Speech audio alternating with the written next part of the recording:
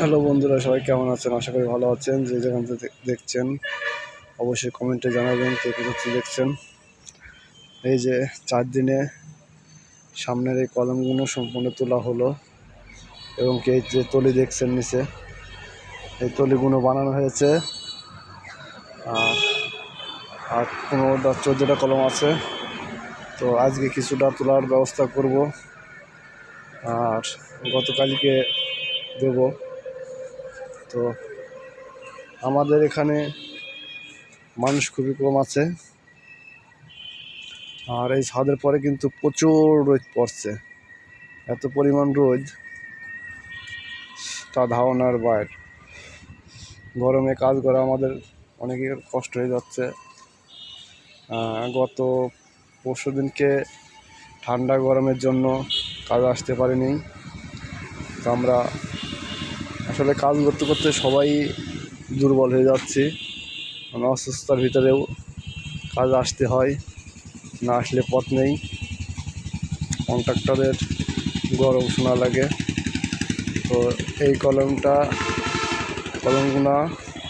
আমাদের এই ছাদে আর কি শেষ ছাদ। এরপরে আর তোলার চিন্তা ভাবনা নেই। তবে এখানে কলম আছে টোটালে 36টা। তো এই 36টা কলমই কিন্তু আমরা তুলে ফেলবো, তুলে ছাদ দেবো। আর সম্পূর্ণ এখানে কাঠবাস সবই নতুন দেখতে পাচ্ছেন। আর ছোট ছোট যে টিপসগুলো দিয়ে থাকে আপনাদেরকে, ভালো লাগলে অবশ্যই কমেন্টে জানাবেন।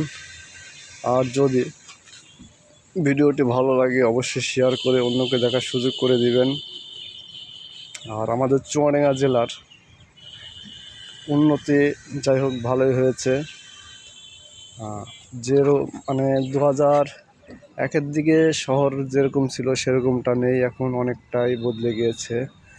দেখার মতন চুয়াডাঙ্গাতে অনেক কিছু হয়ে গিয়েছে সুন্দর সুন্দর পরিবেশে। এই যে দেখুন সামনে দুটো শর্ট কলম। তো এই শর্ট কলম দুইটা কালকে ঢালাই দেওয়া হলো। আর এই যে ওই কর্নারে দেখছেন একটা কলম, আর এই সিরিয়ালে দেখতে পাচ্ছেন 5টা। তো এই 5টা কলম কালকে মোট 8টা কলম ঢালাই দেওয়া হলো আর কি। তো অবশ্যই ভালো লাগলে কমেন্টে জানাবেন।